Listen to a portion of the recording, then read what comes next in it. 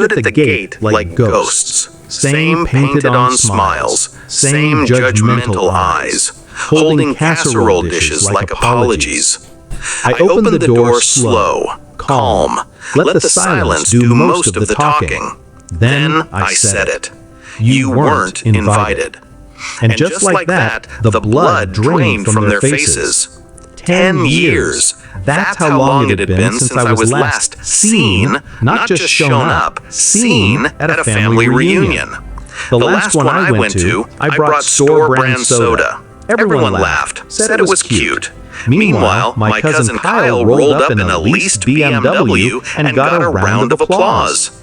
They asked him about his business ventures, asked me if I was still doing that little art thing. I smiled through gritted teeth, passed the paper plates, and cleaned up after everyone left. They took pictures that year. I wasn't in a single one. I didn't expect inclusion, but I expected decency. Then came the final cut. 2 summers ago, I saw the photos on Facebook. Same family lake house, same poses. Except this time, the caption stung harder than usual. Another year with the whole family. My name, not tagged. My inbox, empty. No call, no message. Just silence. As if I never existed. That night, I didn't cry. I didn't yell. I just stared at the screen and said, "All right." Then I got to work. I took every ounce of hurt, every dismissed invitation, every sarcastic "maybe next year," and funneled it into the one thing they never saw value in: my craft. 12 hours a day, no breaks. Commissions, prints, exhibits. I stopped asking for support and started demanding excellence from myself.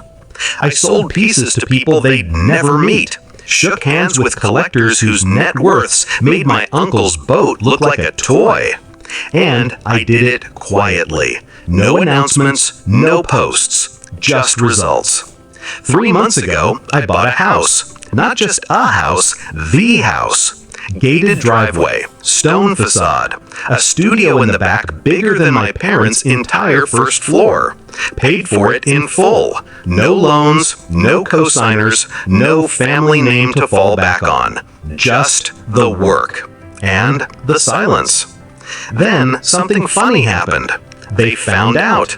It started with a message from my cousin Emily.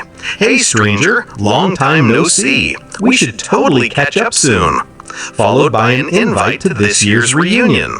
I declined, politely. Then the group chat lit up. "You're being dramatic. Don't be bitter. Family's family." But the truth? They only noticed me once I was worth bragging about. So I hosted something of my own, a housewarming. One invitation, posted nowhere, sent to no one. But I knew them, knew they'd show up anyway. Curiosity always was our family's favorite sin. They came in droves, cars lined up like they were arriving at a gala, cameras in hand, eyes scanning the marble tiles, whispering, "Is that real quartz?" Yes, it was.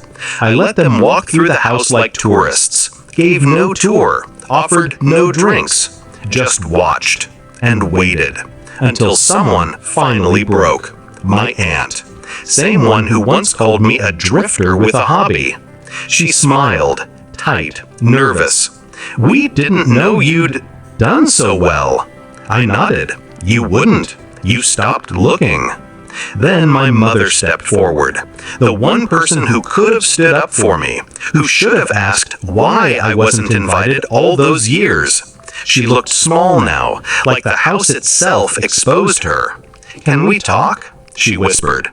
I led them outside, stood on the front steps, let the house tower behind me. "I remember every reunion I wasn't invited to," I said. "Every group photo I was cropped out of. Every joke about my silly little dream." No one spoke. "You all made it clear I didn't belong." I paused, let it breathe. Then, "So I built a place you don't." They tried tried the tears, the guilt, the fake regret. But I'd rehearsed this moment 1,000 times, and none of their tricks could unmake the years they erased me. So I thanked them for the fuel, for the silence, for the distance. Because without it, I might have spent my whole life begging for their approval. Instead, I built something they couldn't ignore and couldn't access. Now, they're gone. Took their Tupperware and shame with them.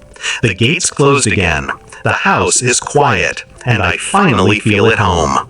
Not because of the granite or the views, but because every inch of this place was earned, alone. And there's something powerful about being excluded until you're the one with the keys.